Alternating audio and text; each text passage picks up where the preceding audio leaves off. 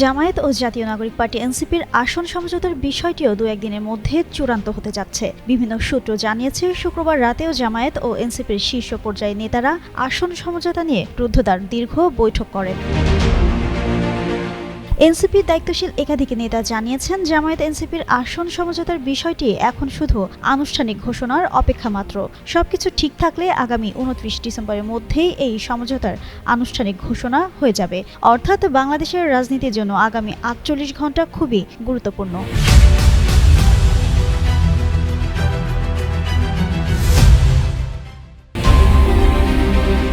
দলের নির্বাহী কমিটির অধিকাংশ সদস্যসহ শীর্ষ নেতৃত্ব সবাই ঐকমত্যের ভিত্তিতে এই বিষয়টি চূড়ান্ত করেছে।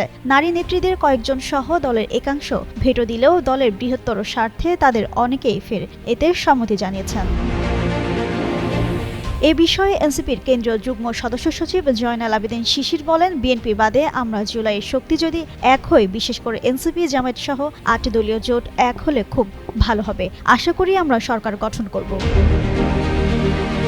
এনসিপির শীর্ষ পর্যায়ের একাধিক নেতা কালবেলাকে জানান, আসন সমঝোতার অংশ হিসেবে এনসিপি অন্তত ৫০টি আসন চাই। সেই অনুযায়ী তালিকা প্রস্তুত করা হচ্ছে। যদিও ৩০টি আসন দেওয়া নিয়ে বেশি আলোচনা হচ্ছে।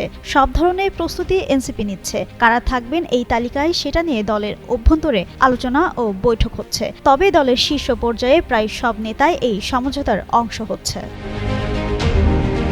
এনসিপির নির্বাহী কমিটির এক সদস্য বলেন, সংস্কার দলের বৃহত্তর স্বার্থ ও নির্বাচনী কৌশলের অংশ হিসেবেই মূলত এই জোট বা আসন সমঝোতা হচ্ছে। এই নির্বাচন এবং নির্বাচন পরবর্তী সময়ে দেশ সংস্কার করাই মূল লক্ষ্য।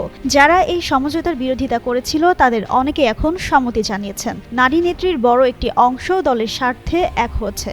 আলোচনা ও প্রস্তুতি প্রায় সম্পন্ন। খুব দ্রুতই ঘোষণা আসবে। আর এটি যদি রাজনৈতিক জোটে রূপ নেয়, সেক্ষেত্রে এনসিপির আহ্বায়ক নাহিদ ইসলাম এর মুখপাত্র হবেন। রাজনীতির এই সমীকরণ কোন দিকে গড়াবে তা আগামী ৪৮ ঘণ্টার মধ্যেই স্পষ্ট হবে।